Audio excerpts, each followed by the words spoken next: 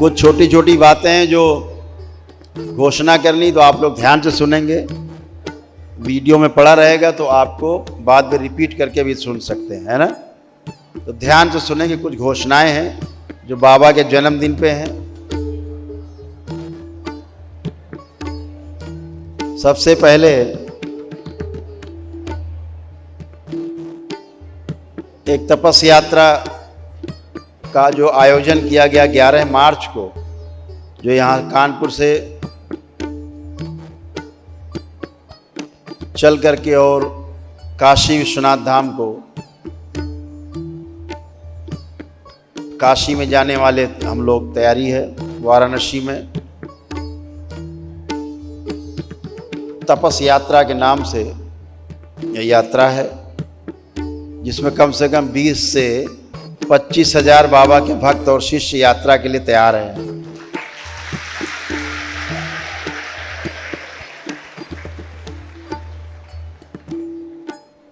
जो कम से कम 8 से 10 किलोमीटर तक की लंबी लाइन रहेगी, भीड़ रहेगी, तब चल पाएंगे हम लोग।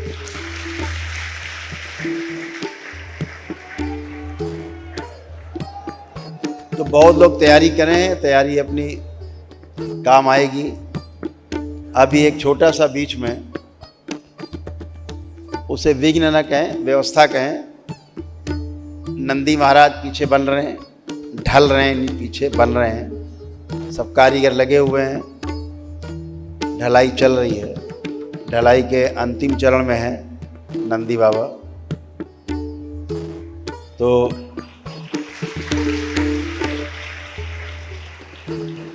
ये नंदी बाबा वहाँ श्री काशी विश्वनाथ धाम में भेंट करने के लिए बनाए जा रहे हैं।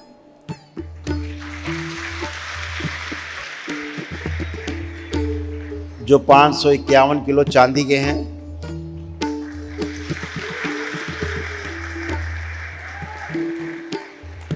और जिनके ऊपर कम से कम 6-7 किलो सोना लग करके तब मढ़े जाएंगे ऊपर से।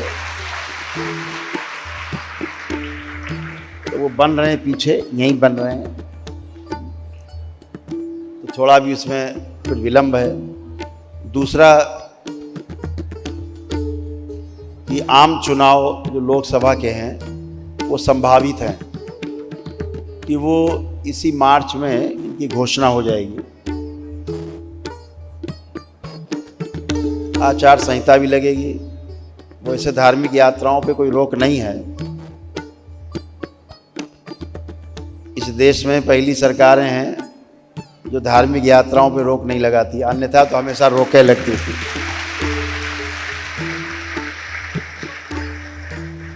बल्कि आपकी धार्मिक यात्राओं में सहयोग करती हैं सरकारें।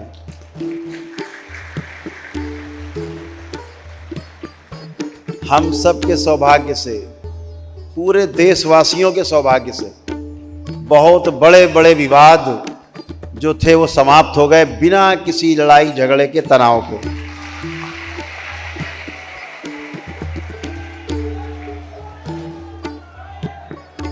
जैसा किसी ने सोचा नहीं था वैसा हो गया।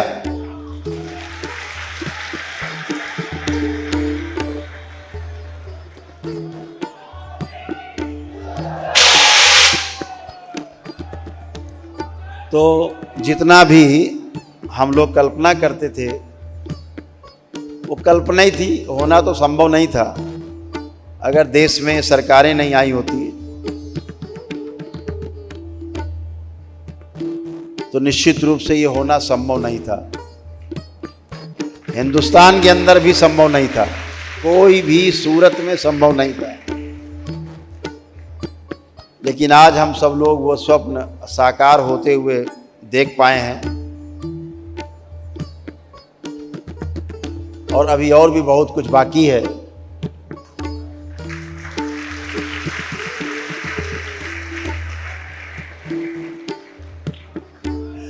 अभी तो ये झांकी है, अभी बहुत कुछ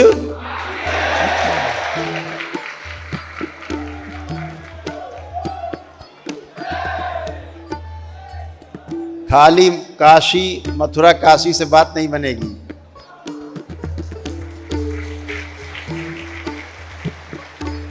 अभी नारा लगता है कि अभी तो ये झांकी है, मथुरा काशी बाकी है, लेकिन दरबार का नारा है कि अभी तो ये झांकी है, अभी बहुत कुछ।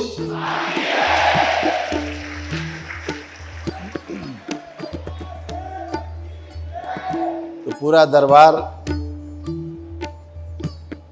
इस संकल्प के साथ कि हमारी भावनाएं आहत न हो, हम धार्मिक रूप से, आध्यात्मिक रूप से भी मजबूत रहें, शारीरिक और मानसिक रूप से और आध्यात्मिक रूप से मजबूत करने का जो बीड़ा इस दरबार ने उठाया है, वो सफलतापूर्वक कदम दर कदम दरबार चल रहा है और दुनिया देख रही है कि ये दरबार कैसा, ये कैसे हो रहा है।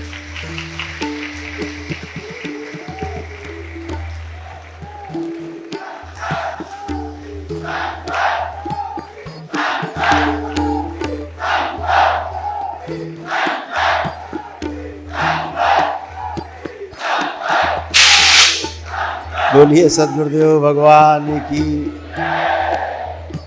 जब इस देश की सरकारें जो इस समय काम कर रही है, भारत सरकार, हमारी प्रदेश सरकार, ये कैसे हो रहा है, तो भैया हो रहा है, अब देख लो कैसे हो रहा है, वो तो हो ही रहा है, होता ही रहेगा।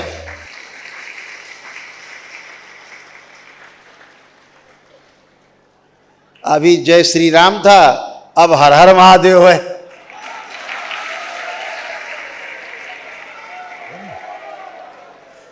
और अभी होगा कन्हैया लाल की, ये भी होगा,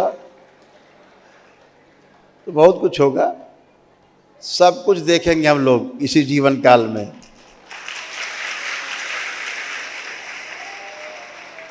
और दरबार को विश्वास है कि बिना किसी विवाद के होगा।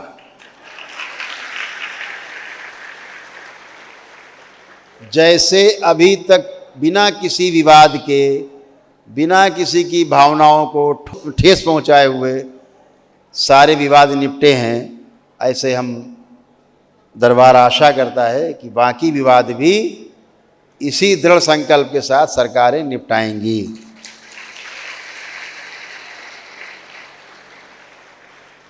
सभी का सहयोग है इस कानून व्यवस्था में, सभी का बनाए रखने में सभी का सहयोग है।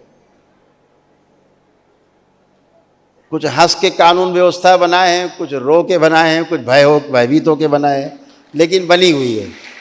ये जो व्यवस्था है, तंत्र कहता है, तंत्र का मतलब व्यवस्था। अब कैसे बनेगी, तो वैसे बनेगी, अब जैसे बनेगी वैसे बनेगी, हैं? ऐसे भी बनती है व्यवस्था, ऐसे भी बनती है व्यवस्था।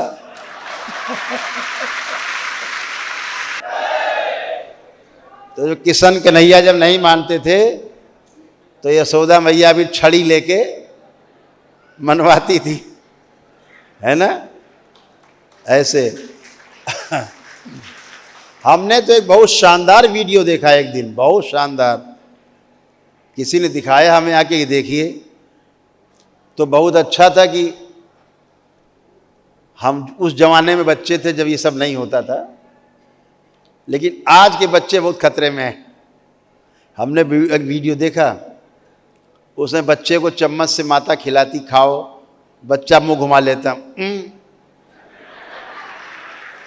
फिर कहती खाओ, उधर। उनके पिताजी बगल में बैठे रहते हैं, उनकी माता चम्मच से उनके पिताजी की तरफ बच्चा देख रहा है, पिताजी को कहते खाओ, पिताजी कहते माता जी ने एक तमाचा जड़ के पिताजी को दिया।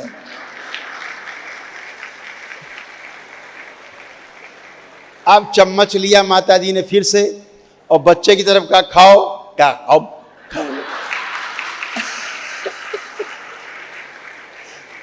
देख लिया कि नहीं खाओगे तो पिताजी की तरह पिटोगे। अद्भुत ज्ञान है भाई, माताएं बहुत ज्ञानी हो गई, बहुत अद्भुत है। बहुत अद्भुत है? बहुत सुंदर है। दरबार हमेशा कहता है कि खूब पूजा पाठ करनी है अपने देवी देवताओं की, जितने देवी देवता हमारे हैं सबकी पूजा पाठ करो, लेकिन अप्रतिष्ठित मूर्तियों की पूजना पाठ नहीं करनी है। दर्शनी हो सकती मूर्तियां बड़ी बड़ी, लेकिन पूजनी नहीं हो सकती। खूब बड़ी बड़ी मूर्ति घर में लगाओ, अपने व्यापार स्थल में लगाओ, बाहर लगाओ खूब। देखो जब दुर्गा पूजा आती है, गणेश उत्सव होता है, तो मिट्टी की फूस की बनाई जाती है, बाद में विसर्जन कर दी जाती है ना। ऐसे तो हम लोग जब रुद्राभिषेक करते हैं तो पार्थिव बनाए जाते हैं मिट्टी से, शिवलिंग मिट्टी से सब बनाए जाते हैं, बाद में विसर्जित करते हैं रुद्राभिषेक में। तो खूब पूजा पाठ करनी, लेकिन जो अप्रतिष्ठित मूर्तियां हैं उनकी पूजा पाठ नहीं करनी है। आपने शंकराचार्य भगवानों की जो वक्तव्य सुने होंगे, दो शंकराचार्य जी भी यही कह रहे हैं कि आप प्रतिष्ठित मूर्ति की पूजा नहीं करनी है। उसमें तमाम प्रकार की नकारात्मक ऊर्जा रहती है जो आपको, आपके परिवार को, समाज को नष्ट कर सकती है और नष्ट कर रही है। जो दरबार से जुड़े हैं सबको इसका अनुभव है कि गलत पूजा पाठ के कारण समस्याएं बढ़ी घटने के बजाय। ये अनुभव कितने लोगों को, हाथ उठाएं, देखिए सबके अनुभव हैं, सभी हाथ उठ रहे हैं, हजारों हाथ ये सब उठ रहे हैं। गलत पूजा पाठ के कारण समस्या, नीचे कर ले।